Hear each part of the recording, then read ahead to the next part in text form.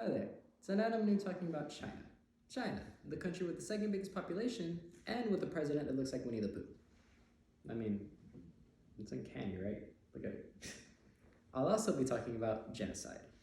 Now, I don't have any jokes about this one, and I don't plan on to, so don't cancel me. I don't have anything. So on this topic, genocide is a deliberate killing of a large group of people, particularly of an ethnic group or nation. We've seen many of these throughout human history, from the Holocaust in World War II to the Armenian genocide in Turkey to the Rwandan genocide, which, no joke, happened 30 years ago.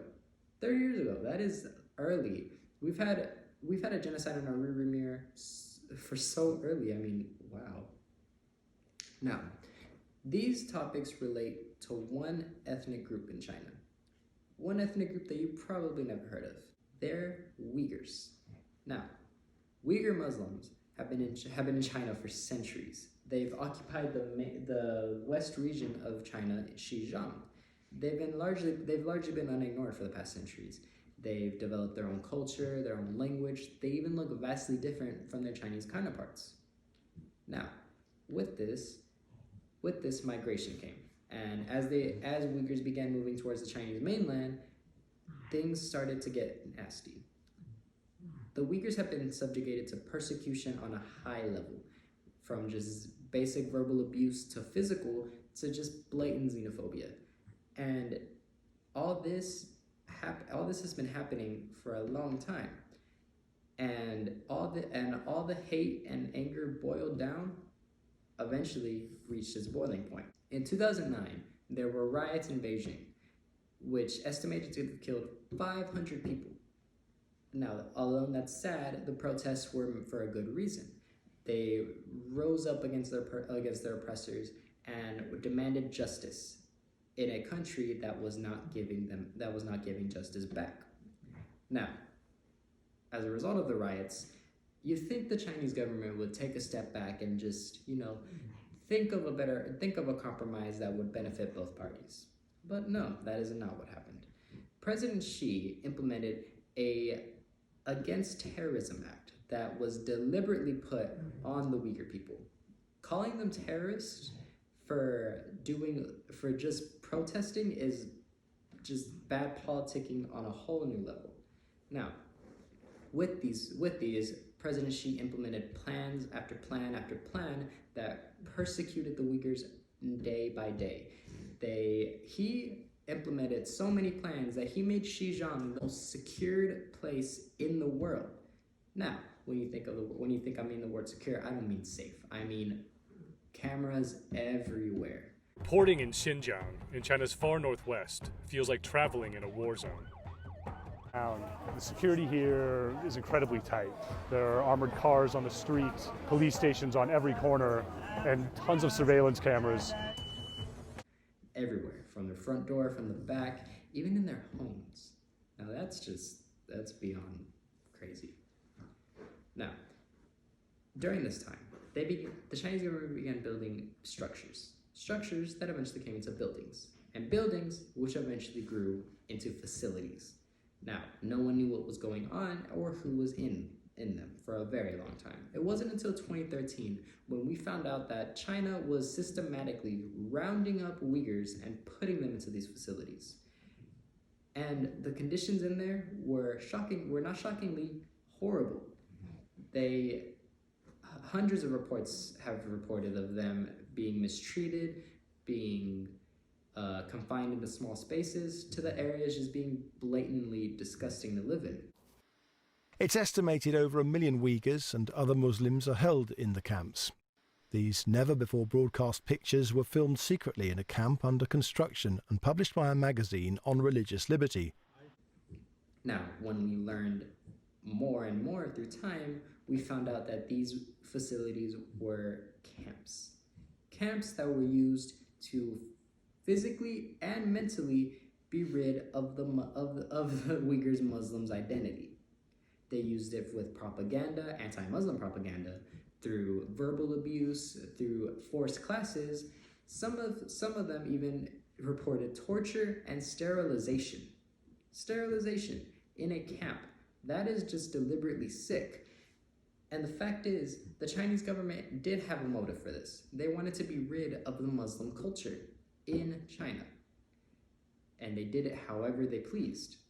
Now, why I have these two companies behind me is because with these camps being spread out through China, they began to come closer and closer to factories owned by these companies. And once it was found out that they were close together, investigations found that Uyghurs were being put into these factories for forced labor.